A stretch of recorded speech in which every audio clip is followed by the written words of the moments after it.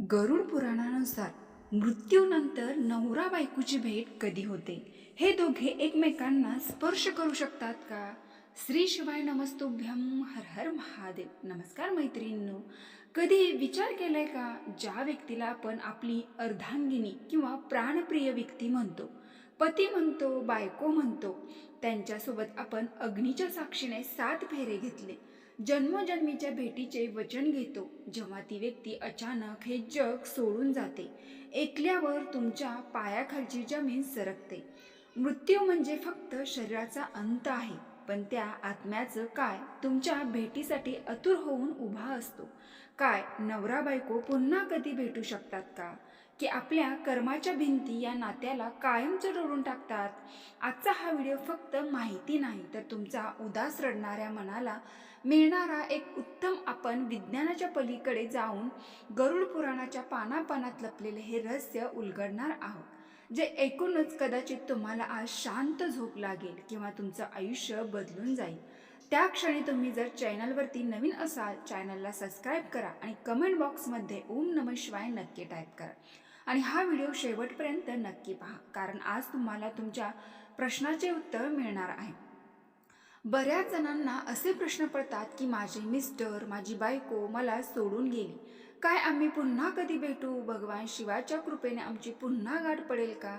हे ऐकलं की मन विचाराने शांत होतं. मृत्यू हे जीवनाचं एकमेव सत्य आहे, ते आपण नाकारू शकत नाही. जन्माला येणारा प्रत्येक जीव कधी ना कधी मृत्यू पावणारच आहे. मृत्यू हा अटळ आहे, त्याला वेळेचं काळाचं बंधन नाही. ज्याची वेळ ठरलेली आहे त्याला जावेच लागेल. पण गरुड पुराणात भगवान विष्णूंनी स्वतः पक्षीराज गरुडाला जेव्हा मृत्यूच्या प्रवासाबद्दल सांगितलं, त्यात पती पत्नीच्या भेटीबद्दल अत्यंत गूढ आणि दृढ माहिती दिली आहे. त्या आपल्याला विसरून जातात, ती आपली वाट पाहत असतात. हा विशेष व्हिडिओ आपण गौरव किरणातील त्या अध्यायाचा अभ्यास करणार आहोत, जिथे मृत्यूनंतर आत्मा प्रवासाचे वर्णन आहे. हा व्हिडिओ बनवताना मन माझं भरून आले, कारण हे सत्य कठोर आहे, तितकंच ते भावनिकही आहे. जर तुम्ही पुन्हा जवळच्या व्यक्तीला गमावले असेल, तर हा व्हिडिओ तुमच्यासाठी भगवान शिवशंकरांचा एक संकेत समजा. पुढे जाण्यापूर्वी मनापासून ओम नमः शिवाय कमेंट बॉक्समध्ये नक्की टाईप करा किंवा हर हर महादेव टाईप करा, कारण भगवान शिवाच्या मनात सर्व दुःखाचे निवारण आहे. गरुड पुराण सांगते की जेव्हा शरीरातून प्राण बाहेर पडतात, तेव्हा आत्मा लगेच यमलोकात जात नाही. तो आपल्या शरीराभोवती आणि घराभोवतीच फिरत असतो.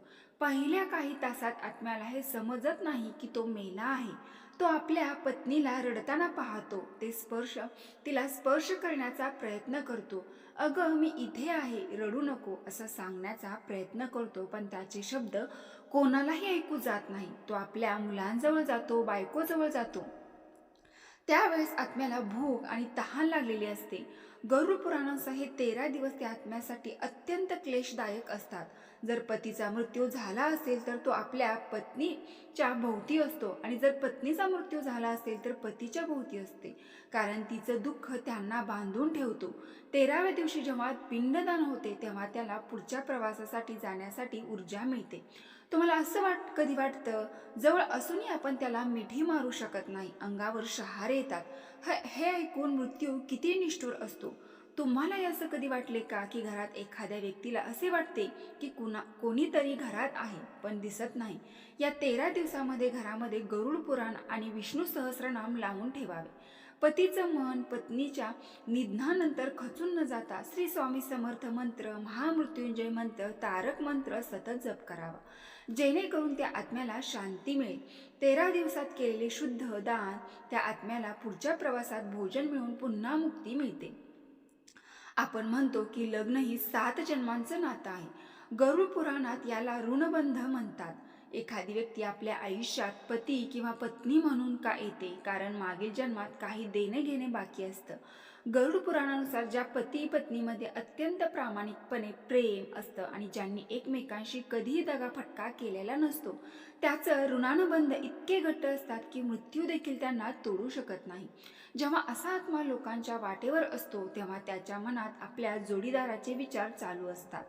गरुड पुराण सांगते की जर तुमचं पुण्य प्रबळ असेल तर तुम्हाला यमलोकातून पुढे पितृलोकात जाता येते. तिथेच तुमची वाट पाहत असतात. विचार करा, मृत्यूच्या त्या भयान वाटेवर सुद्धा त्या आपल्याला फक्त आपल्या जोडीदाराची आठवण असते. आपल्या जोडीदाराशी कधीही खोटं बोलू नका. जर तुमच्या हातून काही चूक झाली असेल तर जिवंतपणेच माफी मागा. जर अमावस्येला पती किंवा पत्नीच्या नावाने अन्नदान करा. हा अत्यंत प्रभावी उपाय आहे. तुम्ही अन्नदान किंवा वाहत्या नदीमध्ये प्रवाहामध्ये फक्त 5 दिवे प्रज्वलित करून प्रवाहित सुद्धा करू शकता. याने सुद्धा आत्म्याला शांती मिळते. बघा, भगवान शिवशंकरांची सेवा केल्याने ऋणानुबंध पवित्र होतात. गरुड पुराणात एका नदीचा उल्लेख आहे. तिचं नाव वैतरणी नदी आहे. मृत्यूच्या 1 तास आधी मृत्यू पावणाऱ्या व्यक्तीच्या मनात अस्वस्थता होते. ज्याचा मृत्यू होणार आहे त्याला आधीच थोडीशी चाहूल लागते. त्या जीवाला माहीत असते की आज काहीतरी अनिष्ट घडणार आहे. वैतरणी नदी ही रक्ताने भरलेली असते. यमलोकाकडे जाताना प्रत्येक आत्म्याला ही नदी पार करावी लागते. गरुड पुराण सांगते की ज्या पती पत्नीने आयुष्यात एकत्र राहून धर्माचे पालन केले आहे, दान धर्म केला आहे. आता दान धर्म म्हणजे गरजू व्यक्तीला दान करावे. त्या व्यक्तीला ती वस्तू अत्यंत महत्त्वाची आहे, गरजेची आहे, त्याचा काहीतरी उपयोग व्हावा या हेतून दान केले तरच ते दान म्हणतात. म्हणून त्याच्यासाठी त्या आत्म्याला यमदूत एका नावेत आणतात. पण ज्यांनी पाप केले आहे, जोडीदाराचा छळ केला आहे, त्या या नदीत अडकून पडतात. तिथेच पती आणि पत्नीची ताटातूट होते. जर एकाचं पुण्य जास्त असेल तर तो पार होतो आणि दुसऱ्याचं पाप जास्त असेल तर तो तिथेच ओढत राहतो. एकाच नावेतून प्रवास करणारे 2 आत्मे जो कर्मामुळे एकमेकांपासून कायमचे लांब होतात. वैतरणी नदीतून सुटका होण्यासाठी जिवंतपणेच गोदान किंवा गायीची सेवा अत्यंत महत्त्वाची आहे. दररोज भगवान शिवशंकरांच्या शिवपिंडी समोर बसून माझ्याकडून काही चूक झाली असेल तर क्षमा करा अशी प्रार्थना करा. यामुळे कर्माचा भार हलका होतो. मुळात कोणीही गोष्ट किंवा कर्म करताना भगवान शिव माझ्या विचारांवर, माझ्या मनावर त्यांचा सदैव हातभार आहे हे लक्षात ठेवूनच कर्म करावे. म्हणजे तुमच्या हातून पाप किंवा चुका कमी घडतील. गरुड पुराणातील हे सर्वात मोठे रहस्य. लोक विचारतात, आम्ही पुढच्या जन्मात पुन्हा नवरा बायको होऊ का? गरुड पुराणानुसार आत्मा कधीही मरत नाही. तो फक्त कपडे बदलावे तसे शरीर बदलतो. जर पती आणि पत्नी दोघांची इच्छा पुन्हा एकत्र येण्याची असेल आणि त्यांचे संस्कार मिळत असतील तर निसर्ग त्यांना पुन्हा एकत्र आणतो. पण दरवेळी ते पती पत्नीच असतील असं नाही. कधी कधी ते पिता पुत्री किंवा भाऊ बहीण किंवा कधी जिवलग मित्र म्हणून जन्माला येतात. कारण प्रेमाचा उद्देश फक्त शरीर नसतं तर आत्म्याचं समाधान असतं. ज्यांना मोक्ष हवा असतो ते पुन्हा जन्माला येत नाही. तिथे भगवान शिवशंकरांच्या चरणी विलीन होतात. ते ऐकताना थोडंसं वाईट वाटतं ना की नातं बदलू शकतो. पण विचार करा, त्या आत्म्यांना फक्त तुमची सोबत हवी असते, मग ती कोणत्याही रूपात का असेल. जर तुम्हाला पुन्हा तेच नातं हवे असेल तर संकल्पयुक्त करून 21 दिवस स्वामी चरित्र सारामृत असे वाचन करा. बघा, तुमच्या मनातील शुद्ध इच्छा स्वामी नक्कीच पूर्ण करतात. अनेक भक्तांना अनुभव येते की गेलेली व्यक्ती स्वप्नात येते.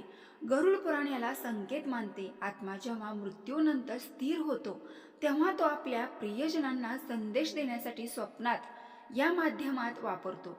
पण जर तुमचा जोडीदार स्वप्नात तुम्हाला काही खायला मागत असेल किंवा रडताना दिसत असेल तर त्याचा अर्थ असा होतो की ते अजूनही तृप्त झालेले नाही. जर ते शांतपणे असतात किंवा आशीर्वाद देताना दिसले तर समजा की यमलोकाची त्यांची परीक्षा संपली आहे आणि ते सुखी आहेत. ती एक प्रकारच्या भेटीची खूण आहे. स्वप्नात जेव्हा आपण त्यांना पाहतो तेव्हा क्षणभर वाटतं की ते परत आलेत, पण रडू आल्यावर डोळ्यात पाणी असतं. तुम्हालाही असे स्वप्न कधी पडले का? नक्की कमेंटमध्ये लिहा. जर स्वप्नात गेलेली व्यक्ती वारंवार दुःखद रूपात दिसत असेल तर नारायण नागबली किंवा तर्पण श्राद्ध करून घ्यावे. हा तुम्ही फक्त नाशिकला जाऊनच केला पाहिजे असं काही नाही. आपण घरच्या घरी किंवा जवळपास कुठे नदी असेल तर तिथे जाऊन केला तरीही चालेल. तुम्ही दररोज 11 माळी ओम नमः शिवाय या मंत्राचा जप किंवा श्री स्वामी समर्थ या मंत्राचा जप करा किंवा तारक मंत्र 11 माळी किंवा महामृत्युंजय मंत्र 11 वेळा म्हटला तर अतिउत्तम. गरुड पुराणातील प्रेतकल्प सांगतो की यमराजाच्या दरबारात सर्व आत्मा आपल्या कर्माच्या रांगेत उभा असतात. त्या रांगेमध्ये उभा असताना प्रेम नसतं, भावना नसतात, असतो फक्त पश्चाताप. यमराजाच्या दरबारात सर्व आत्मे आपल्या कर्माच्या निकालाची वाट पाहतात. रांगेत उभे असतात. तिथे भेट होणे शक्य असते, पण तिथे मोहमाया नसते. तिथे फक्त पश्चाताप असतो. यमराज त्यांना त्यांची मागील आयुष्य पडद्याप्रमाणे दाखवतात. जर दोघांनी भक्ती केली असेल, नामस्मरण, पारायण, मंत्र जप केले असतील, तर यमराज त्यांना एकत्र पुढच्या प्रवासासाठी जाण्याची परवानगी देतात. पण हे फक्त 1% लोकांच्या बाबतीत घडतं. ज्यांनी आपलं आयुष्य स्वामीच्या चरणी अर्पण केलं, भगवान शिवशंकरांच्या चरणी अर्पण केलं, त्या गर्दीत आपला जोडीदार आपल्याला ओळखेल का हा विचार करूनच मनाला धडकी भरते. पण भगवान शिवशंकरांच्या भक्तांना ओळखण्याची गरज नसते, कारण त्यांच्या कपाळावरच भगवान शिवाच्या नावाचं तेज असतं. भगवान श्री स्वामी समर्थांच्या नावाचं दिव्य आणि पवित्र असं तेज असतं. आयुष्यात कधीही कोणाचं मन दुखवू नका. पती पत्नीने एकत्र बसून रोज किमान 15 मिनिटे नामस्मरण करावे. हे एकत्र केलेले पुण्य तुम्हाला मृत्यूनंतर सध्याच्या जीवनात सुद्धा तुम्हाला कायमस्वरूपी एकत्र सुखी ठेवते, तसेच मृत्यूनंतरही एकत्र ठेवते. गरुड पुराण सांगते की मृत्यूच्या वेळी जेव्हा भयानक यमदूत येतात, ते फक्त पापी लोकांसाठी असतात. जे लोक आयुष्यभर भगवान शिवशंकरांचे नाम जप दंग असतात, त्याच्यासाठी मृत्यू हा भगवंताच्या चरणी विलीन होणे आहे. गरुड पुराणानुसार विष्णूंच्या भक्तांना घेण्यासाठी वैकुंठातून विमान येते. जर पती पत्नी दोघांनी आयुष्यभर भक्ती केली असेल, तर यमलोकात जात नाही, थेट उच्च लोकात जातात, म्हणजेच वैकुंठात शिवधामात जातात. जिथे दुःख नाही, फक्त आनंद आहे, तिथे त्यांची भेट ही कायमची आणि दिव्य असते. भगवान शिवशंकरांची कृपा किती अगाध आहे ना. मृत्यूसारख्या भयान गोष्टीलाही भगवान शिव फुलासारखं हलकं करतात. म्हणून सध्या कलियुगात जिवंतपणे जेवढे जास्त तुम्ही भगवंताच्या नामस्मरणात दंग व्हाल, भगवंत कधी तुमची साथ सोडणार नाही. हे वाक्य नाही, तर हे अंतिम सत्य आहे. रोज सकाळी उठल्यानंतर रात्री झोपताना भगवान शिवशंकर माझा हात सोडू नका, तुमचा सदैव वरद हस्त माझ्या डोक्यावरती ठेवा, हीच प्रार्थना करा. भगवान शिव सदैव तुमच्या पाठीशी उभी राहतील. ते म्हणतील सुद्धा, भिवू नकोस, मी सदैव तुझ्या पाठीशी आहे. तुम्ही एकदा नक्की अनुभव घेऊन बघा.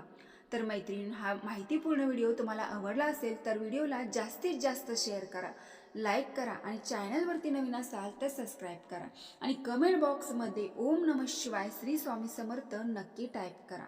धन्यवाद.